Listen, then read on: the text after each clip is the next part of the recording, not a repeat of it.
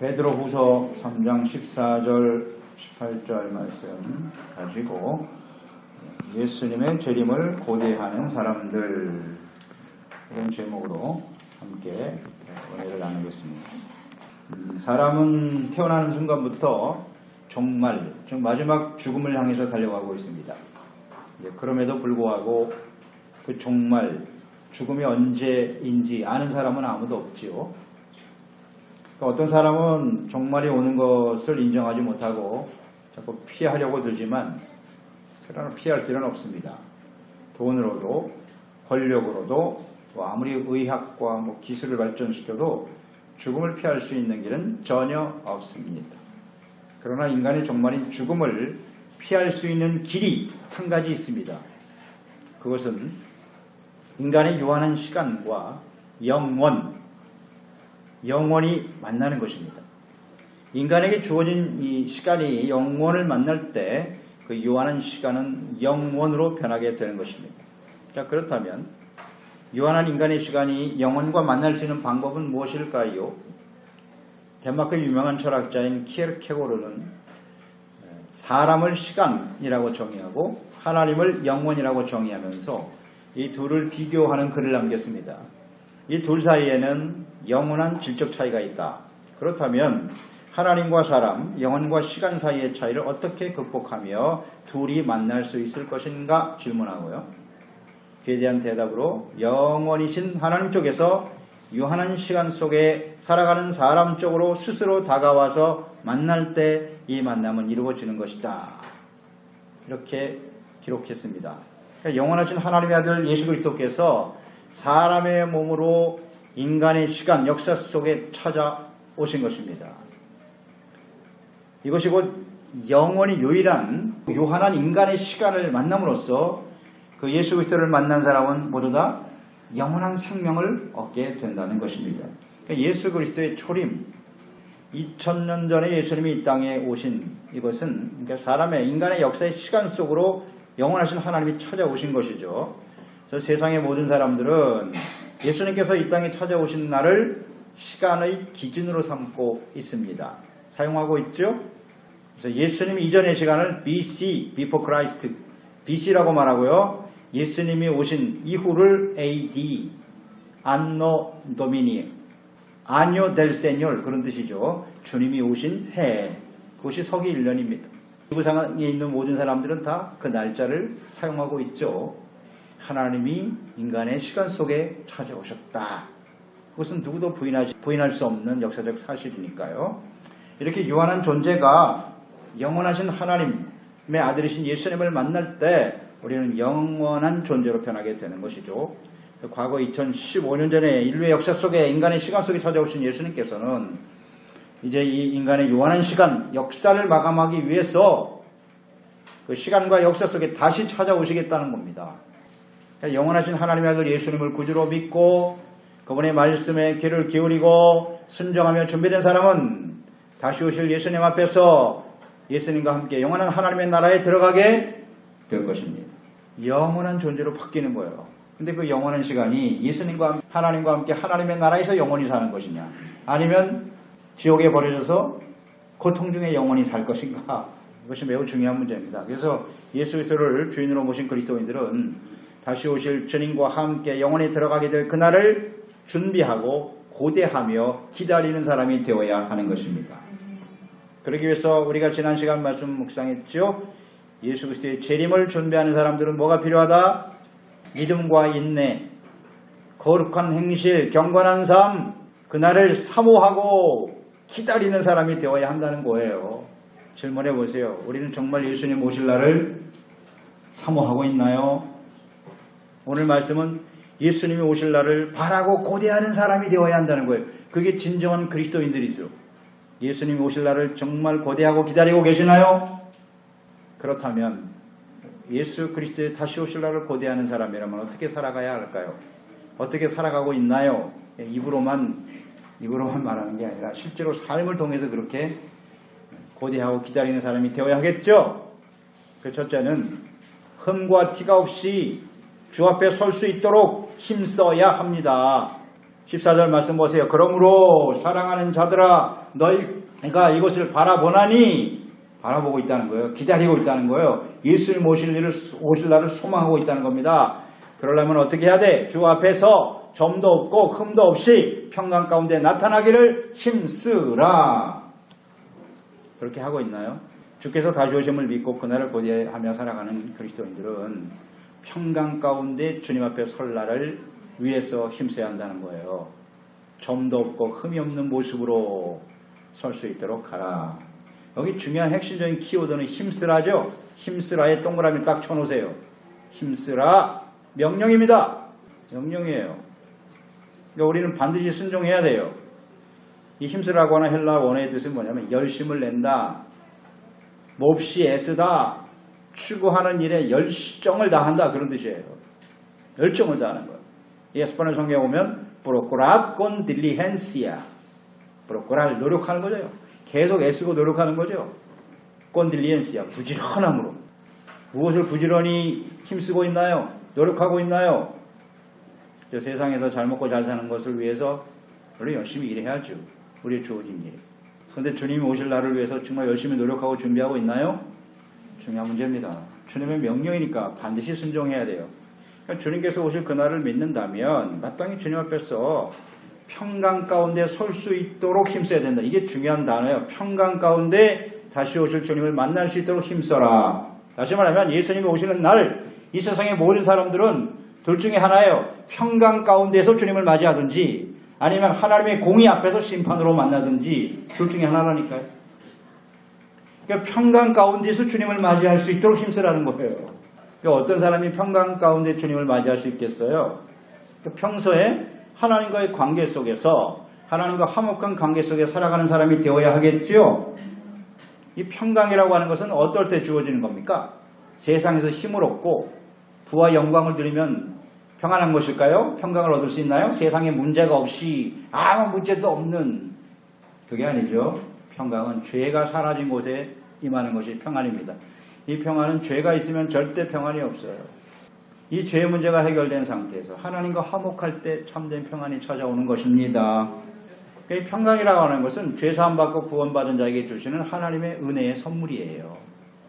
우리 스스로 만들어낼 수 있는 게 아닙니다. 예수님께서 이 땅의 모든 사람들에게, 죄 가운데 죽어가는 사람들에게 평안을 주기 위해서 하나님의 아들 예수님이 오신 거잖아요. 십자가에서 우리의 죄를 대속하시고 우리의 죄를 용서해 주셨잖아요. 그 예수님 앞에서 우리의 죄를 자백하고 회개하고 그 예수 그리스도의 구속의 은혜를 믿음으로 받아들일 때 우리는 죄사함 받고 하나님과 화목하게 되고 참된 평안이 우리 가운데 찾아오게 되는 것입니다. 아멘. 예수 믿기 이전에 우리는 내가 주인 노릇하며 살았잖아요. 내가 왕이고 내가 주인이고 내가 원하는 대로 내가 뜻하는 대로 내가 주인이잖아요. 이걸 버리는 거잖아요. 예수님 앞에. 주여, 제가 모든 것이 주님의 것인 줄 모르고 다 내 것인 줄 알고 살았습니다. 신실한 회개가 거기서 이루어지는 거죠. 그리고 그 예수 그리스도로 말미암아 죄사함 받고 하나님 말씀에 순종하고 하나님과 함께 화목한 사람들이 평강 가운데 주님을 맞이하게 되겠지요. 하나님의 다스림을 받는 하나님의 백성으로 살아가는 것이 매우 중요해요. 평안이 있습니까? 오늘 좀 더 구체적으로 말씀하고 있죠. 평강 가운데 주님을 맞이하기 위해서는 어떻게 된다? 점과 흠이 없어야 된다. 이렇게 말씀하고 있잖아요. 점이 없어야 된대요. 이건 정결하고 순결한 거죠. 더럽혀지지 않는 상태, 이것이 점이 없는 거고요. 우리의 뭔가 영이 책망받을 것이 없는, 결점이 없는 상태, 이것이 이제 흠이 없다라는 뜻이겠죠. 페르펙토 해야 되거든요. 죄에 대해서 완벽하고 깨끗해야 된대요. 그래야 주님을 영광 가운데 맞이할 수 있답니다. 그러니까 점과 흠이 없다는 것은 한마디로 말하면 의와 거룩함이죠. justicia y santidad, 거룩함이에요. 이것이 없이는 절대로 평강 가운데 주님을 맞이할 수 없습니다. 그런데 문제는 뭐냐면 사람이 어떻게 그럼 이렇게 의롭고 완벽한 삶을 살아갈 수 있을까? 이 세상에 완벽한 의인이 있나요? 점도 없고 흠이 없는 사람이 있습니까? No hay nada. 없습니다. 로마서 3장 23절 24절에 모든 사람이 죄를 범하였음에 하나님의 영광에 이르지 못하더니 그리스도 예수 안에 있는 성령으로 말미암아 하나님의 은혜로 값없이 의롭다함을 얻은 자 되었느니라. 그렇습니다. 의롭다함을 얻을 수 있는 사람은 없어요. 하나님의 아들 예수 그리스도로 말미암아 그 구속의 은혜를 우리가 믿음으로 받아들일 때 주님께서 용서해 주시고 의롭다고 인정해 주시는 거죠. 그래야만 의를 얻을 수가 있는 거예요. 그 다음에 문제겠죠. 이제 구원받고 의롭다함을 얻은 이후에 우리의 삶은 어떻습니까? 여전히 죄 가운데 살아갈 수밖에 없죠. 죄악으로 가득한 세상 속에서 살기 때문에 또 우리 안에는 하나님의 말씀을 순종하는 것보다는 여전히 육체의 정욕을 따라서 자기 스스로의 판단과 생각대로 살아가려고 하는 그 성향이 아직도 남아있기 때문에 죄를 지을 수밖에 없거든요. 그래서 힘쓰라는 거예요. 명령. 힘써야 된다. 흠이 없도록. 구원받은 이후에 우리가 해야 할 일이 뭐겠어요? 요한일서 1장 9절 만일 우리가 우리의 죄를 자백하면 그는 미쁘셔서 의로우사 우리의 죄를 사하시며 우리를 모든 불의에서 깨끗게 하실 것이다. 아멘. 우리가 해야 할 일은요. 끊임없이 하나님의 말씀을 묵상하고 말씀 속에 비춰진 자신의 죄악된 모습을 끊임없이 회개해야 돼요. 회개하고 돌이키고 용서받고 의롭다함을 얻는 일에 힘써야 하겠습니다. 자꾸 다른 사람의 죄를 가지고 정죄하지 말고 다른 사람이 문제가 아니에요. 내가 문제지. 하나님 앞에서 자기 자신을 살펴야죠. 회개하고 돌이키고 모든 사람은 다 완전하지 못해요. 내가 하나님 앞에 온전한 모습으로 회복될 수 있도록 힘쓰는 사람들이 되어야 합니다. 힘써야 됩니다. 노력해야 됩니다. 열정을 다해서 최선을 다하라는 거예요. 이 점도 없고 흠이 없는 삶을 위해서. 우린 그렇게 하고 있나요? 두 번째는요. 성경을 잘못 해석하는 일로 인해서 억지로 풀지 말라는 겁니다. 실족하지 않도록 삼가 조심하라. 이것도 명령이에요.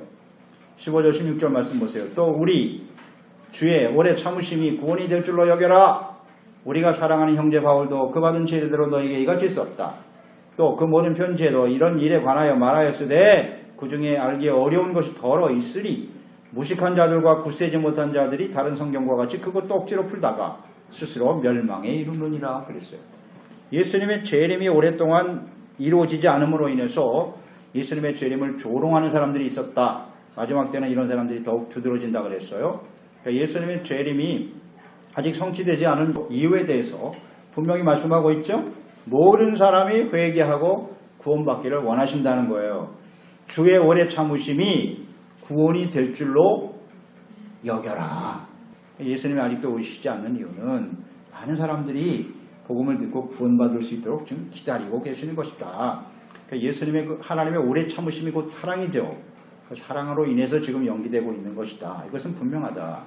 이것이 하나님의 뜻이라고 증거하고 있습니다. 그러니까 하나님의 오래 참으시는 사랑.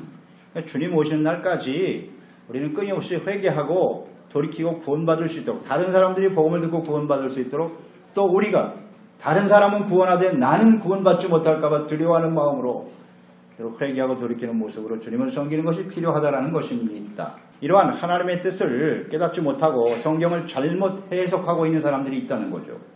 그것이 이제 우리가 베드로후서 2장에 살펴본 이단들의 특징이죠. 그걸 조심하라는 겁니다. 그러니까 이런 사람들은 성경을 잘못 해석해서 예수님이 벌써 재림했다. 이 주장하는 사람, 예수님의 재림 벌써 임했다고 하고요. 자기가 재림하신 그리스도다 이렇게 주장하는 사람도 있고 또 예수님이 재림하실 날짜 뭐 이런 시간을 정해놓고 또 가르치고 주장하려고 해석하고 하려고 하는 사람들 이거 다 조심해야 됩니다. 말세에 나타날 거짓 이단들의 특징이죠. 이게 성경을 잘못 푸는 거예요. 억지로 해석하려고 하는 거예요. 그러니까 예수님의 특별한 사랑을 받은 제자 베드로는 이 예수님의 재림에 대한 모든 약속과 말씀들 왜 예수님이 아직도 오시지 않는가? 이것은 하나님의 자비와 사랑으로 인해서 모든 사람이 구원을 받게 하는 것이다. 이것은 나만이 알고 있는 계시나 뜻이 아니라는 거예요. 그래서 사도 바울의 예를 들었어요. 사도 바울도 여러 서신에서 이와 같은 나와 동일한 하나님의 뜻을 기록하고 있다라고 증거하고 있죠. 사도 바울도 예수님의 재림이 지연되고 있는 이유에 대해서 아주 분명히 밝히고 있죠. 베드로와 사도 바울은 좀 다르죠. 베드로는 예수님이 직접 택하여 부른 제자고 예수님께부터 직접 배운 사람이에요.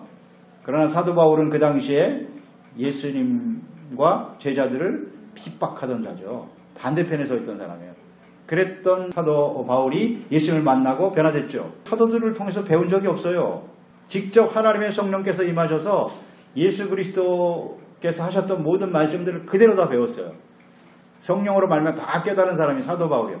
사도 바울도 베드로가 말하는 말과 같다. 예수님의 재림이 이렇게 지연되고 있는 이유는 모든 사람들이 구원받는 것이다.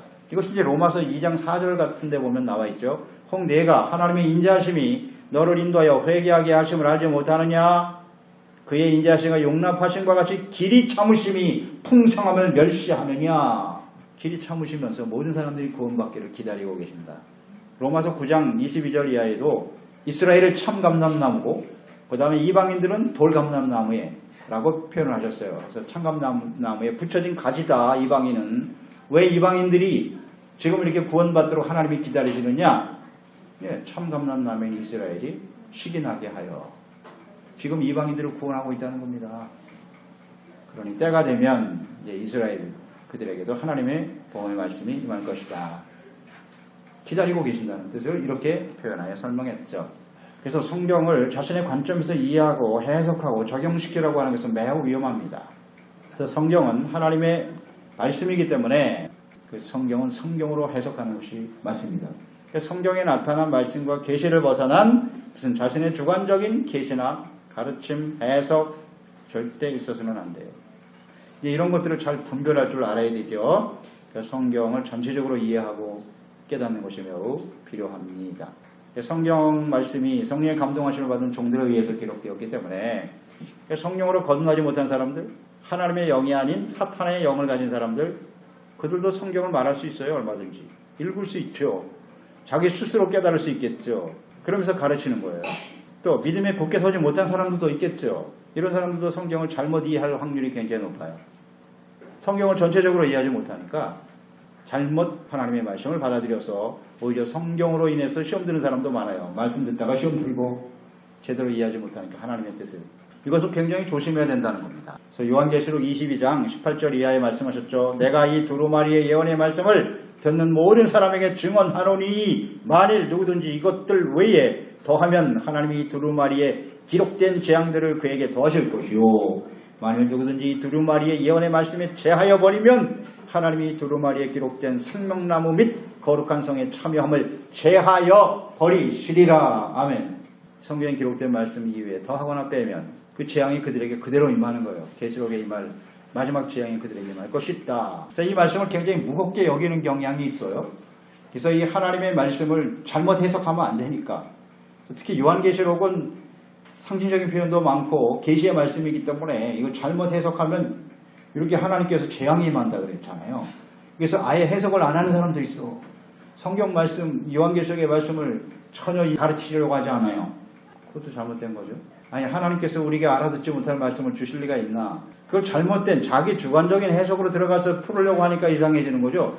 이 기록된 모든 말씀은 성경으로 연결하면 다 풀립니다. 다 풀리게 돼 있어요. 그래서 우리는 하나님의 말씀, 성경 말씀을 중심으로 해서 주님의 말씀을 잘 배우는 것이 매우 중요합니다.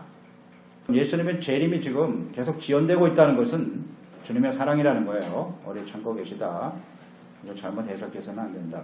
자, 우리는 이런 생각을 할 때가 있죠. 예수님 지금 오지 마시고요. 내가 좀 세상에서 성공하고 남들 사는 것처럼 한번 살아봐야 되지 않겠습니까? 그런 다음에 오세요. 그런 사람도 있어요.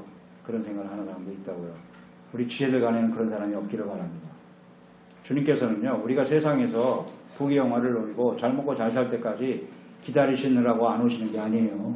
다른 사람들이 구원받고 우리가 진정한 회개하고 온전한 모습으로 주님 앞에 설 수 있도록 준비시키기 위해서 지연되고 있다는 사실을 잊지 마세요. 이렇게 성경을 잘못 해석하면 안 된다는 거예요. 하나님의 뜻을 3장 17절 말씀을 보세요. 그러므로 사랑하는 자들아 너희가 이것을 미리 알았은즉 무법한 자들의 미혹에 이끌려 너희가 굳센 데서 떨어질까 삼가라. 이것도 명령이죠. 첫 번째는 힘쓰라. 두 번째는 삼가라. 여기에 주목해야 돼요. 삼가라고 하는 것은 경고와 명령인데 조심하지 않으면 어떻게 된다? 믿음과 구원에서 실족하게 된다는 거 아닙니까?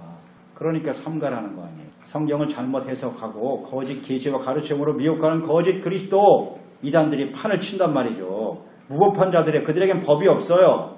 율법이 뭔지를 몰라. 하나님의 뜻이 무엇인지 잘 몰라요. 그저 오직 자신의 욕망을 쫓아 살아가는 자들이라 그랬어요. 그저 자신의 소견에 옳다고 여기는 대로 살아가는 사람들이에요. 이런 사람들이 성경을 가지고 함부로 해석하려고 한단 말이야. 이거 조심해라. 그러니까 이 하나님의 말씀을 대하는 우리의 태도. 그러니까 우리가 늘 하나님의 말씀과 성령으로 온전히 거듭나야 되고 또 하나님의 성령의 인도하심을 따라 주님을 바르게 섬기고자 하는 우리는 정말 부패하고 연약한 존재라는 사실을 인정하고 정말 겸손한 자세로 하나님의 말씀을 대하려고 하는 사람이 되라는 거예요. 그렇지 않으면 우리는 쉽게 실족하고 넘어질 수가 있다는 거죠. 하나님의 말씀을 잘못된 동기나 어떤 목적을 가지고 접근하지 말라는 거예요. 하나님의 말씀과 뜻대로 성경을 대하려고 해야지. 우리가 교회 나와서 하나님 말씀 듣고 성경 말씀을 배우는데 그것이 나의 문제 해결, 물론 문제 해결도 필요하겠죠. 나에게 필요한 것이 뭔가, 내가 어떻게 하면 축복을 받지, 어떻게 하면 나의 필요가 채워지지, 이런 목적과 동기를 가지고 접하면 잘못될 수가 있어요. 성경을 잘못 해석하게 된단 말이에요. 거기에 속는 거예요. 모든 걸 다 비우고요. 하나님이 나에게 뭐라고 말씀하시는지, 하나님 말씀에 비춰진 나의 모습은 어떠한지 다른 생각을 가지고 성경을 대하라는 뜻입니다. 삼가란 말에 조심하란 말이에요. 그렇게 가르치는 주의종들도 많아요. 오늘 이 시대에 들어야 될 하나님의 말씀이 무엇인가를 똑바로 알고 그에게 하라, 이기는 자가 되라고 계속 외쳐야 되는데 평안하라 평안하라, 세상에서 얼마나 잘 살까, 이런 얘기만 계속하고 있어. 그런 거에 관심이 많거든요, 사람들이. 그래서 디모데전서 4장 1절에 보면 그러나 성령이 밝히 말씀하시기를 후일에 어떤 사람들이 믿음에서 떠나 미혹하는 영과 귀신의 가르침을 따르리라 하셨다. 미혹하는 영과 귀신들이 지금 역사하고 있단 말이에요. 그러니까 잘 좀 주의를 기울여서 삼가야 된다. 이게 성경 말씀을 똑바로 이해하도록. 그래서 디모데후서 4장 3절로 4절, 때가 이르니 사람이 바른 교훈을 받지 않으며 귀가 가려워서 자기의 사욕을 따를 스승을 많이 두고, 사욕, 그 귀를 진리에서 돌이켜 허탄한 이야기를 따르리라. 아멘입니다. 자기의 욕심을 만족시켜주는 말에 귀를 기울이고 그런 설교만 골라서 들어. 오늘 시대 우리가 어떤 말씀을 들어야 할까요?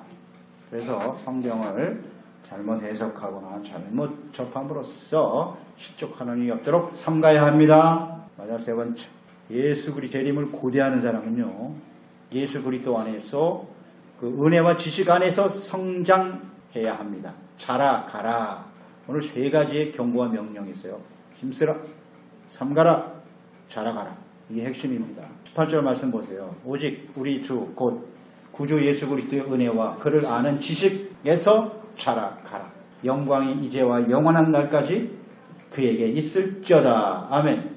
그러니까 예수 그리스도를 믿음으로 구원받아 그리스도인이 되었다. 이건 뭐 하나님의 은혜로 되어지는 일이죠. 우리의 의지와 노력으로 되는 게 아닙니다. 구원받았다고 하는 것은 뭐냐? 내가 죄인이라는 사실을 깨달은 거고 그것을 하나님 앞에서 솔직하게 회개하고 예수 그리스도의 십자가의 보혈로 용서받았다는 거죠. 그래서 의롭다함을 얻었다는 것이고 하나님의 자녀가 되었다는 것입니다. 그것이 우리가 구원받음이잖아요. 하나님의 자녀로 태어난 그리스도인들에게 주어진 과제는 무엇이다? 영적 성장에 있는 겁니다. 거듭났잖아요. 구원받은 건 이제 갓난아이로 태어난 거예요. 그 구원받은 이후 어떻게 해야 돼요? 자라야죠. 성장해야 될 것 같아요. 그 영적 성장에 초점을 두고 인생을 살아가야 되는 것이에요. 거짓 선생과 이단들, 미혹에 넘어가서 실족하게 되는 이유가 뭐라? 영적으로 성장하지 못하기 때문에. 미혹은 어린아이를 미혹하는 겁니다. 유괴범들 보면 다 어린애들 유괴하잖아요. 잘 모르니까 사리분별을 못하거든. 그러니까 미혹에 걸리는 거예요. 그러니까 영적으로 성장하지 못한 사람들이 사탄한테 걸려. 이단에 걸리는 거예요. 그래서 이단의 특징 잘 나와 있죠. 베드로후서 2장 14절에서 봤어요. 그들은 범죄하기를 그치지 아니하고 굳세지 못한 영혼들을 유혹하는 것이다. 그러니까 영적 성장을 끊임없이 추구해야 된다는 건 매우 중요한 문제입니다. 아멘. 나는 그러고 싶지 않겠죠. 하나님, 나는 그런 사탄의 이단의 유혹에 넘어가고 싶지 않아요. 생각만 해서 되는 게 아니고요. 영적으로 성장하지 못하면 걸려요. 나는 절대로 안 걸릴 거예요. 그래? 그러면서 왜 영적 성장을 힘쓰지 않지? 여전히 그냥 신앙생활이 벌써 10년, 20년, 30년이 지났는데 변화가 없어, 성장이 없어. 그걸 안타까워해야죠. 그냥 오래 교회 다녔다고 해서 안 걸리는 게 아니에요. 영적으로 성장하지 못하면 걸리게 돼 있어요. 이걸 생각해야죠. 다시 오실 주님의 약속을 믿고 고대하는 그리스도인들이 준비해야 할 일, 정말 힘써야 될 일이 영적 성장이에요. 그래서 베드로후서 1장에서도 보았죠. 믿음 위에 덕, 지식, 절제, 인내, 경건, 형제, 우애, 사랑을 더하라, 공급하라, 계속해서 힘쓰라는 거 아니에요. 어디에 어느 정도 수준에서 중단되어 있는지를 끊임없이 우리는 살펴봐야 합니다. 자라가라도 명령이죠. 네, 자라가라고 돼 있지 않습니까? 지식에서 자라가라. 그러니까 이 영적 성장은 주님의 명령입니다. 우리가 반드시 순종해야 합니다. 힘써야 합니다. 이 성장이라고 하는 것, 성장한 건 뭐냐면 열매로 나타나는 거죠. 나무를 심으면 나무가 성장해서 뭘 맺는 거예요? 열매를 맺는 겁니다. 그러니까 성장은 열매와 연결이 돼 있어요. 그러니까 열매가 없는 신앙은 전혀 성장이 없는 거예요. 그러니까 어떤 열매를 맺어야 되는지 잘 아시죠? 네, 성령의 열매, 빛의 열매 이런 것들을 맺어야 돼요. 하나님의 자녀로서. 예수님의 재림은 곧 뭐다? 추수하기 위해서 오시는 겁니다. 영적으로 성장하여 열매를 거두리러 오시는 거예요. 그러니까 성장이 없고 열매가 없는 사람은 예수님의 재림을 맞이하기 어렵겠죠. 요한계시록 14장 14절 이하에 내가 보니 흰 구름이 있고 구름 위에 인자와 같은 이가 앉으셨는데 예수님이잖아요. 그 머리에는 금멸관이 있고 그 손에는 예리한 낫을 가졌더라. 또 다른 천사가 성전으로 나와 구름 위에 앉은 이를 향하여 큰 음성으로 외쳐 이르되 당신의 낫을 휘둘러 거두소서. 땅의 곡식이 다 이거 거둘 때가 이르렀음이니이다. 낫을 가지고 추수하러 오시는 성장이 얼마나 중요한지. 성장이 얼마나 중요한지. 힘쓰라는 거 아니에요. 우리가 농부들 생각해 보세요. 열매를 거두려면 그냥 씨앗만 뿌려놓으면 됩니까? 그러다가 시간만 지나면 어째 되겠지. 그런 어리석고 멍청한 농부는 없어요. 그게 열매를 맺기 위해서 복도 다 줘야 되고 김도 맺어야 되고 부지런히 힘써야 그게 열매가 되는 거지. 그냥 씨앗만 덜렁 뿌려놓고 열매를 기다립니다. 주여 아무리 해봐야 소용없나이다. 힘써야 될 일이 있단 말이에요. 성장을 위해서 뭔가 힘을 써야지요. 노력을 하고 애써야 될 거 아니에요. 말씀을 듣는 것은 씨앗을 여기다 뿌리는 거죠. 계속해서 하나님의 말씀을 통해서 우리 자신을 살피고 오늘 말씀에 자라가라 위해서 필요한 두 가지 조건을 제시하셨어요. 주 예수 그리스도의 은혜와 그를 아는 지식 안에서 자라가라는 거예요. 두 가지 제시하셨네요. 그러니까 영적 성장은 오직 우리의 죄를 용서하시고 보내주시기 위해서 십자가에서 자신의 몸을 내어주신 예수님의 은혜죠. 은혜와 그 예수 그리스도를 아는 하나님과 그 말씀을 아는 지식 안에서 성장해 가는 거예요. 그러니까 이 은혜와 지식은 어떤 면에서 보면 모두 다 선물이에요. 주님이 주시는 선물이에요. 그래서 이 지식이라고 하는 것은 뭐냐? 영적 이해력인데요. 영적인 이해력을 의미하는 단어인데 그러니까 하나님의 아들이시고 그리스도이신 예수님께로부터 직접 배운 제자들, 그 제자들이 예수님이 하나님의 아들이 그리스도이심을 직접 배운 사람들이고요. 직접 경험했죠. 그 사도들을 통해서 가르쳐 주시는 그 복음의 진리, 이것이 이제 지식이에요. 그게 참된 지식이라고. 예수님이 하나님의 아들이고 그리스도이시다. 그 지식 안에서 자라가야지 그 예수님을 부인하고 그리스도가 하나님의 아들인 것을 부인하는 지식은 절대 성장이 없어요.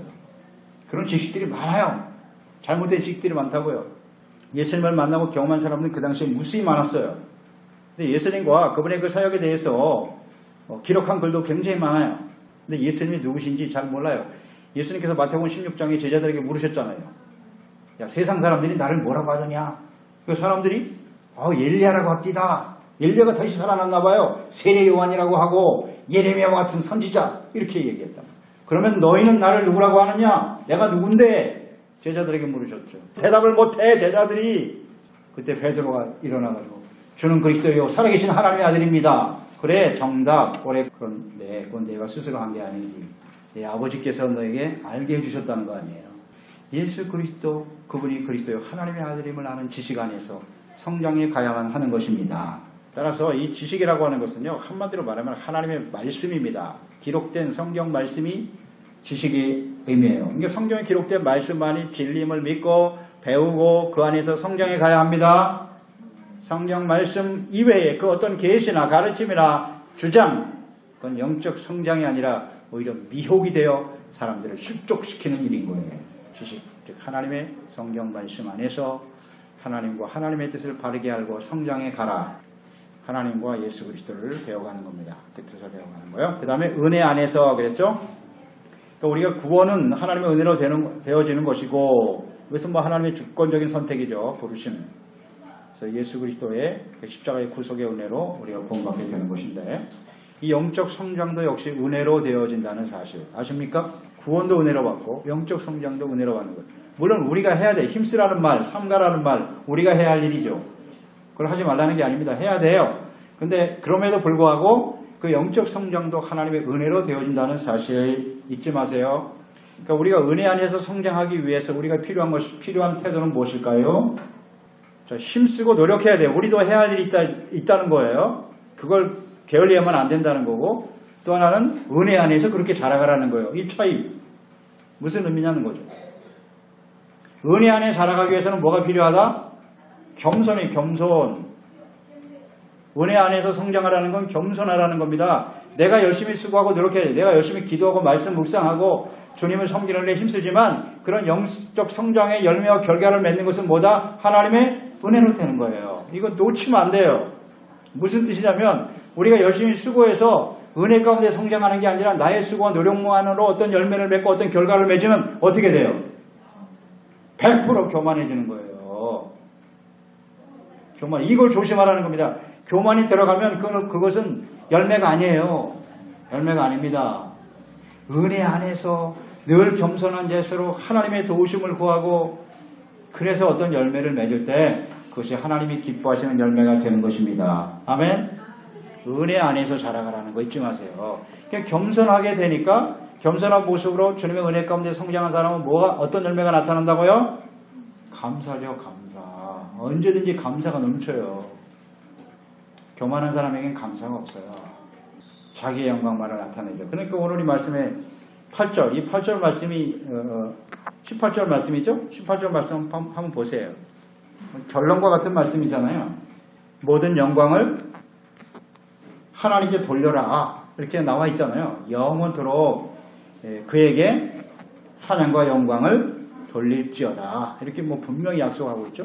그러니까 은혜 안에 자란 사람은 그 영광을 누구에게 돌린다? 예수 그리스도. 주님께 돌리는 거예요. 그러니까 자기에게 영광을 돌리는 것은 이건 영적 성장이 아니에요. 그런 사람은 예수님을 맞이하기 어려워요.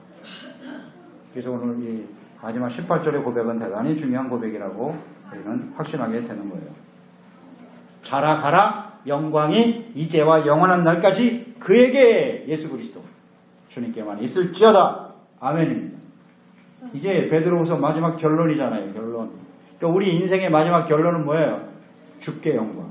나에게 영광은 아닌가요? 잘 생각해 보세요. 예수님의 재림을 고대하는 사람 세 가지를 요약해 봅니다. 중요한 세 가지 명령이 있었다. 첫째는 그것만 기억하세요. 어떻게 하라? 힘쓰라.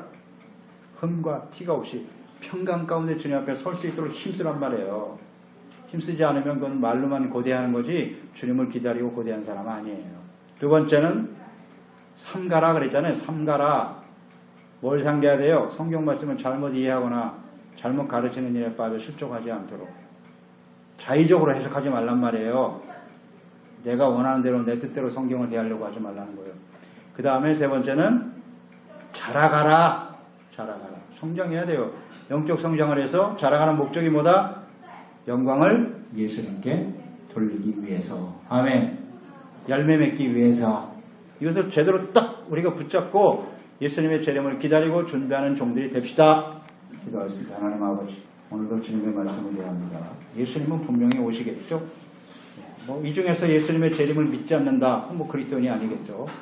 이 예수 안에 구원받은 사람은 주님의 재림을 기다리고 있는데 문제는 그래서 이것은 지식으로는 알고 입으로는 고백했는데 우리의 삶에 전혀 실천되지 못하고 있다는 것. 이게 사실 문제죠.